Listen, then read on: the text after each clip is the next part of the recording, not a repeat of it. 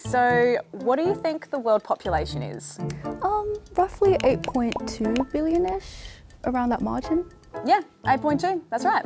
If I told you in about 60 years that the world population could start to go down, how would that make you feel? It's a bit shocking because my whole life I've been told that human populations are going up and will keep going up, and now I've been told that population will go down, so it's kind of conflicting information. I think it could be like a good thing for the environment. We've already reached our carrying capacity already. There's not really enough resources for everyone in the Earth to be going up to 9 billion, 10 billion. Yeah, although the world population is the largest it's ever been, it's slowing down.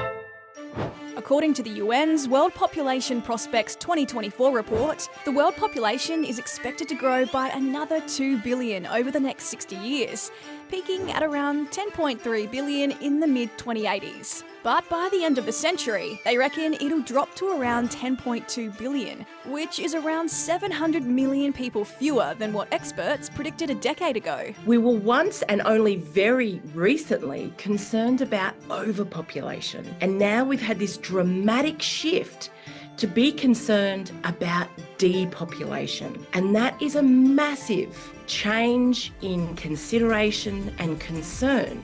So why are we so concerned about the population?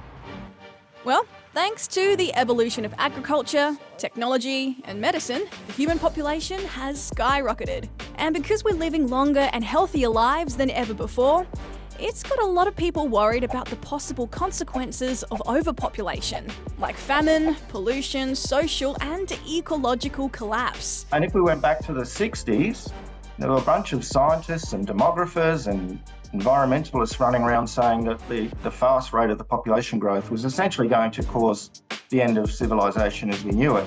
The war has suddenly flared up into a tremendous conflagration with the Nazi invasion of Norway and Denmark. Populations are also really fragile. Major world events like World War II killed about 4% of the world's population. But after the war, there was a baby boom because people felt a lot safer and secure to have kids. During the COVID-19 pandemic, there were also deaths and low birth rates that caused the world population to go down.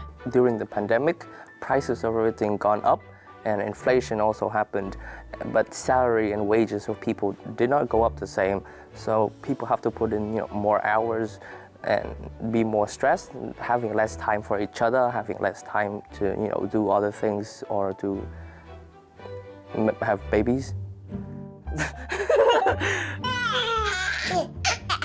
And people having babies isn't something that's happening as much anymore, which is why over the last couple of decades, particularly in wealthier countries, depopulation has already started happening. People are having fewer babies or they're not having babies at all. There's a couple of reasons. One reason is that the cost of living has gone up. It's harder to have those markers of adulthood, like a really good job or a house or a stable career. The second thing that's happening is you have women who are more educated now than ever before. You're building your career or you're getting, more education. There's also a rise in the number of people that don't want to have babies. And then the other thing that's happening is that you have really effective contraception. It's the reason why perhaps your parents had fewer kids than your grandparents and you might have fewer kids than your parents did. It makes fertility decline.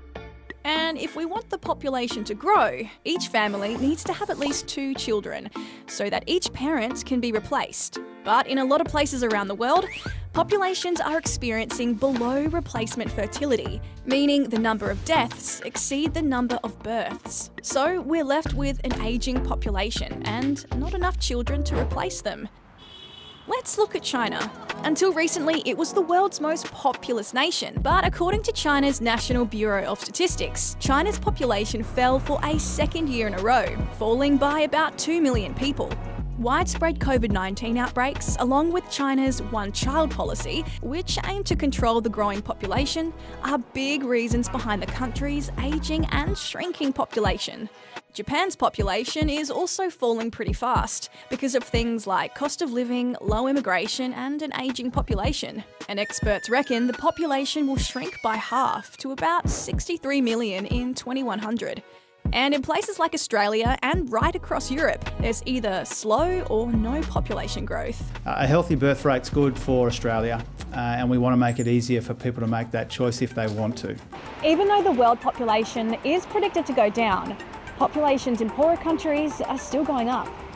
There's a lot of countries that are yet to still increase, and they are mainly the countries that haven't really industrialised and modernised yet. So we're thinking of a few countries in South America, quite a few countries in Africa, and then some in Asia.